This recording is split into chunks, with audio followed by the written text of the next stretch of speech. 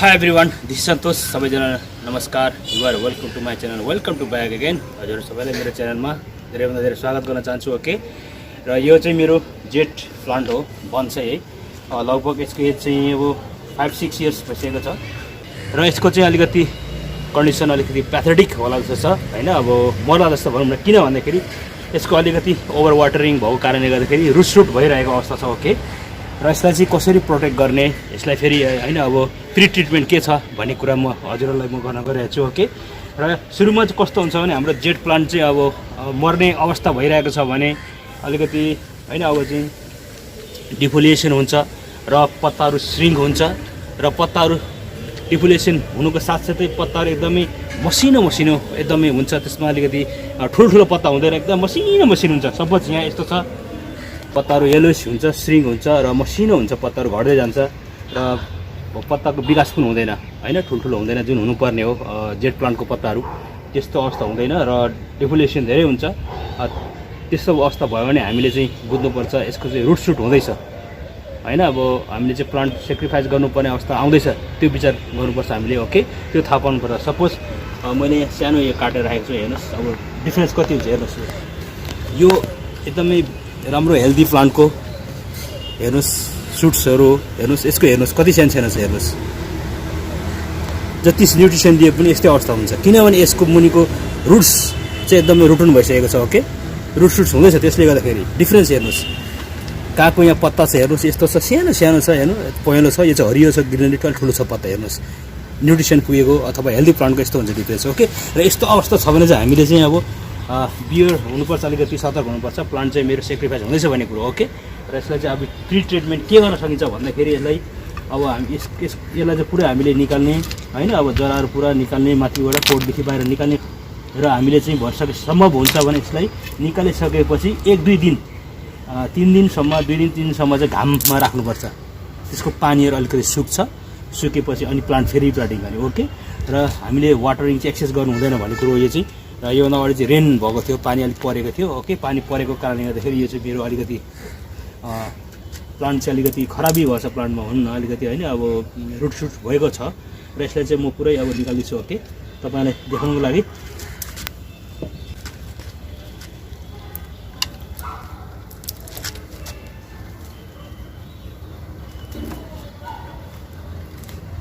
यो साइडमा मेरो हेर्नुहोस् यसरी कुहिरहेको छ. हेर्नुहोस् यो भनेको कुहिएको, हेर्नुहोस् यो कुहिरहेको अवस्था छ. यहाँदेखि जुन आउनुपर्ने जरा कुहिरहेको छ हेर्नुहोस्, यस्तो छ है.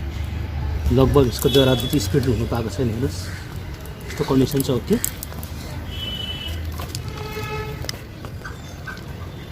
हेर्नुहोस् कुहियो, सब कुहिएको छ हेर्नुहोस्, यो कुहिँदैछ हेर्नुहोस्.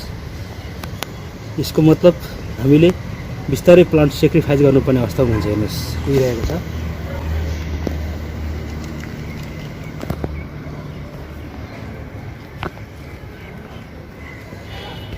यो साइडमा कुहिँदैछ हेर्नुहोस्, यो सब कुहियो हेर्नुहोस्, कुहिएको छ, कुहिँदै जाँदैछ हेर्नुहोस्, फ्यात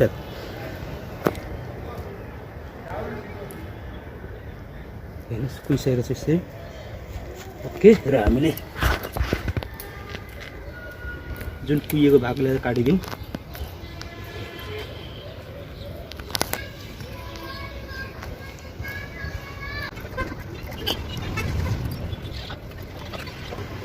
यसलाई चाहिँ म एक्सेस जुन जति छ यसको हाँगा यसलाई ट्रिमिङ गर्न गइरहेको छु. ओके. किनभने धेरै अब यसरी हाँगा राख्यो भने त्यो हाँगालाई पनि न्युट्रिसन चाहिन्छ र जरा चाहिँ सीमित छ, त्यसले गर्दाखेरि सर्भाइभ गर्न अलिकति सम्भव हुँदैन धेरै, किनभने न्युट्रिसन जराले दिने हो तलबाट होइन, अब माथि सबै ब्रान्चहरूलाई.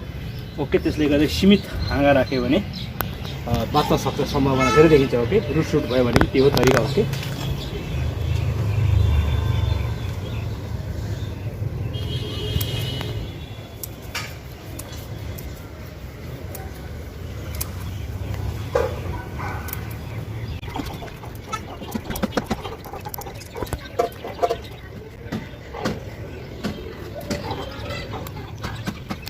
र हामीले चाहिँ प्रायः जस्तो बोन्साईको के गर्नुपर्छ भन्दाखेरि मुनिदेखि आएको ब्रान्चहरू जति छ, ब्रान्चको पनि मुनिदेखि आएको चाहिँ हामी जुन चाहिँ ब्रान्चहरू छ, मल्टी ब्रान्चहरू त्यो चाहिँ काट्नुपर्छ. सपोज यो अब यहाँ हेर्नुहोस्, यो चाहिँ एकदमै तलबाट आइरहेको छ यो हैन हेर्नुस् यो भाग यो चाहिँ जुन ब्रान्च तलबाट आइरहेको छ यो चाहिँ यस्तो चाहिँ सबै काट्नुपर्छ हामीले ओके धेरै बाक्लो पनि राख्नु हुँदैन हामीले एकदम पतला सीमित राख्ने हो जुनेको पनि प्रकाश छिर्नुपर्छ छिरेन भने भित्रभित्रै पत्ताहरू कुहिन्छ यसको पनि ओके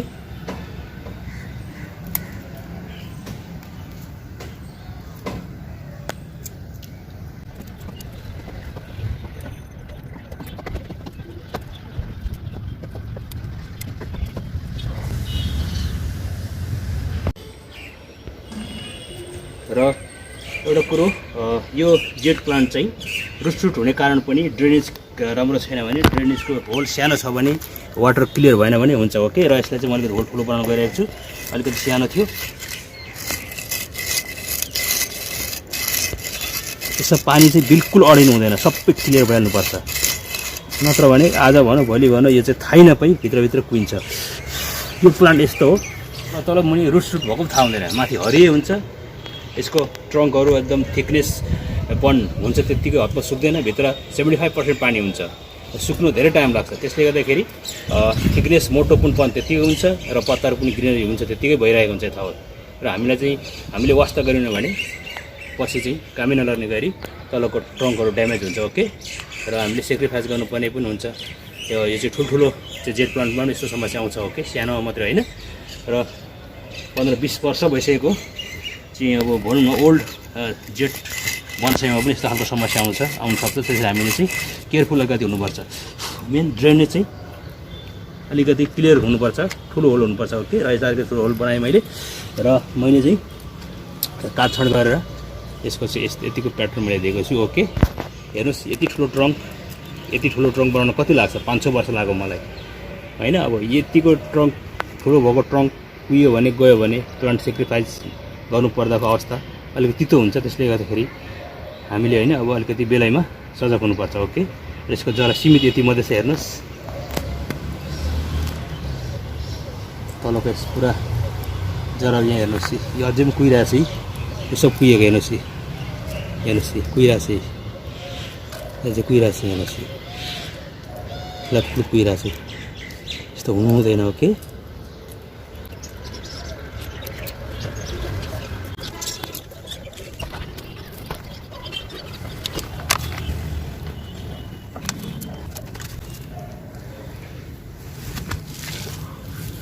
यो चाहिँ थप प्रोटेक्सनको लागि मैले यसलाई ओके यहाँ माथि पनि हल्का यो फङ्गिसाइड आउनु गइरहेको छु म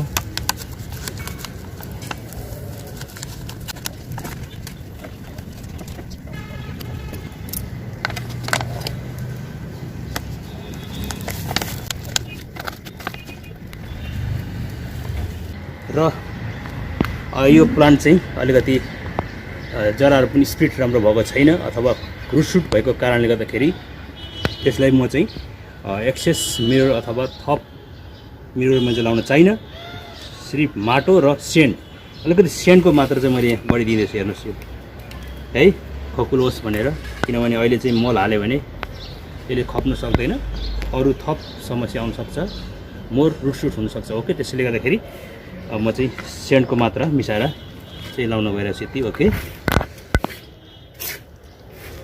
र अलिकति प्लान्ट हेल्दी भएपछि जराहरू अलिकति स्पिड भएपछि सुट्सहरू नयाँ आउँछ त्यसपछि माथिबाट हामीले अरू थप मिरर लाउन सकिन्छ जराको वरिपरिबाट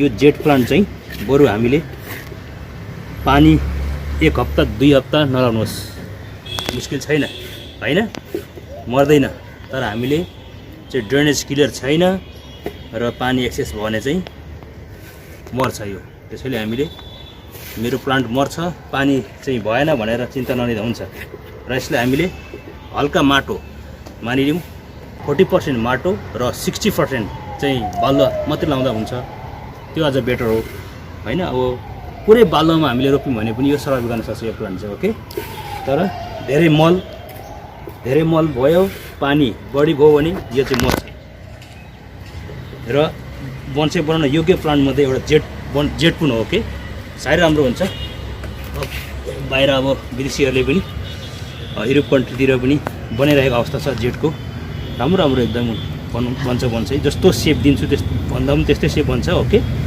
यसको विशेषता त्यो पनि हो हतपत भाँचिँदैन तर ओभर वाटरिङ भयो भने मिनरल पनि धेरै भयो भने यो चाहिँ मर्छ प्लान्ट कुहिन्छ र यसको समस्या भनेको विन्टर सिजनमा शीतहरू झर्छ त्यसले गर्दाखेरि ब्लाइटहरूले बढी यसलाई आक्रमण गर्छ ब्लाइटबाट जोगाउन सक्नुपर्छ शीत झर्नुबाट बचाउने भनौँ न स्याडी प्लेसमा अथवा जहाँ चाहिँ अब छाया अलिक पर्छ अथवा जहाँ शीत झर्दैन घाम चाहिँ लाग्ने ठाउँ शीतले चाहिँ नभेट्ने ठाउँ त्यो ठाउँमा राख्यो भने धेरै प्रोटेक्ट गर्न सकिन्छ जेड प्लान्टको ओके र विन्टरमा चाहिँ त्यो एउटा समस्या आउँछ डिफोलेसन हुने जहाँ अलिकति पत्ताहरू कुहिने चिसोले कारणले शीतले गर्दा ब्लाइट भन्छ ओके ब्लाइटले गर्दाखेरि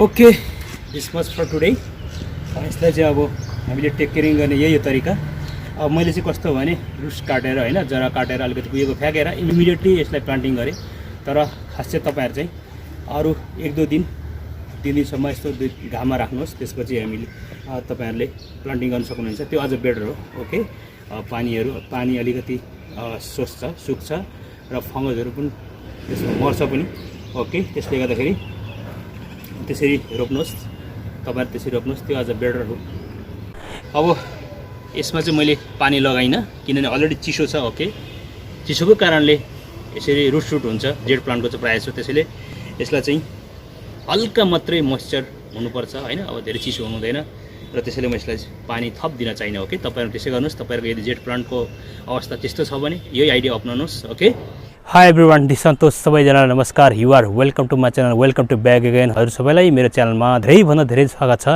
र योभन्दा अगाडि चाहिँ मैले चाहिँ जुन चाहिँ जेड प्लान्ट थियो जेड प्लान्टमाथि चाहिँ मैले वर्कआउट गरेको थिएँ कस्तो वर्कआउट भन्दाखेरि मेरो चाहिँ जुन प्लान्ट चाहिँ कुहिएको थियो होइन अब चाहिँ फङ्गसले एट्याक गरेको थियो कुहिसकेको थियो लगभग सेक्रिफाइस गर्नुपर्ने अवस्था भइसकेको थियो तपाईँले चाहिँ थम्बनेलमा अलि हेरिहाल्नुभयो त्यो प्लान्ट फेरि चाहिँ मैले चाहिँ त्यसलाई चाहिँ वर्कआउट गरिसकेपछि त्यसलाई ट्रिटमेन्ट गरिसकेपछि फेरि राम्रो फर्ममा आएको छ सपोज हेर्नुहोस् त्यही प्लान्ट चाहिँ यो हो तपाईँले देखिहाल्नुभयो होइन अब यो थम्बनेलमा अहिले यो प्रत्यक्ष देखिरहनु भएको छ अहिले ग्रिनरी भएको छ राम्रो भएको छ र हामीले चाहिँ यसरी चाहिँ यो चाहिँ जेड प्लान्टलाई चाहिँ एक्सेस हामीले चाहिँ वाटर दिनु हुँदैन होइन अब सीमित रूपमा दिने हो नत्र भने मर्छ मेन त फङ्गसले एट्याक गर्छ फङ्गसको प्रब्लमले चाहिँ मर्न सक्छ ड्रेनेज चाहिँ वेल ड्रेनेज हुनुपर्छ हामीले भरिसके बलौटा माटोमा हामीले चाहिँ रोप्नुपर्छ गाइज बलौटा माटोको चाहिँ प्रयोग गर्नुपर्छ हामीले नत्र भने धेरै खातहरू मलहरू भयो भने मर्न सक्छ त्यसले गर्दाखेरि हामीले चाहिँ जेड प्लान्टमाथि चाहिँ केयर गर्नुपर्ने र मर्नु आँटेको प्लान्टलाई फङ्गसले चाहिँ एट्याक गरिसकेको मर्नु आँटेको कुहिएको हुन्छ हजुरहरूले योभन्दा अगाडि चाहिँ जुन चाहिँ मैले देखाएँ त्यो भिडियो चाहिँ हेरिहाल्नुभयो तल मुनि चाहिँ रुट भएको थियो कुहिँदै गएको थियो एकदम प्याथेटिक कन्डिसन थियो यो प्लान्टको चाहिँ त्यसपछि मैले चाहिँ ट्रिटमेन्ट गरिसकेपछिको अवस्था भनेको यस्तो भएको छ भने अहिले चाहिँ पुनर्जीवन पाएको छ भनेको अर्थ यो बोन्साईले फेरि चाहिँ एकदमै राम्रो फर्ममा आएको छ ग्रिनरी भएको छ यसको ट्रङ्कहरू पनि निकै तीव्र गतिमै छ बढिरहेको यसलाई फेरि अब हामीले अब थप हामीले चाहिँ ट्रिमिङ गर्नुपर्छ ओके गाइज र हामीले चाहिँ यसरी चाहिँ बोन्साई हाम्रो चाहिँ जेड प्लान्ट चाहिँ कुहिने भयो भने हामीले चाहिँ गर्नुपर्ने प्लान्टमाथि जुन चाहिँ कदम गर्नुपर्ने प्रक्रियाहरू चाहिँ त्यही हो र तपाईँलाई यो भिडियो कस्तो लाग्यो यदि मन पऱ्यो भने मेरो च्यानललाई धेरैभन्दा धेरै साथ सपोर्ट माया गरिदिनु भन्दै यो मेरो भिडियो चाहिँ यही बन्द गर्न चाहन्छु फेरि आउने दिनमा यस्तो किसिमको भिडियो लिएर हजुर समक्षमा उपस्थित हुने जमर्को साथ हजुरको शुभचिन्तक सन्तोष राई न्यू क्रिएसन राई सन्तोष च्यानलबाट बिदा हुन चाहन्छु अहिलेलाई सबैलाई पुनः नमस्कार okay bye see you Thanks for watching this video. If you like this video, please don't forget to like, share and comment. And finally, please subscribe my channel, hit the bell icon. Thank you so much.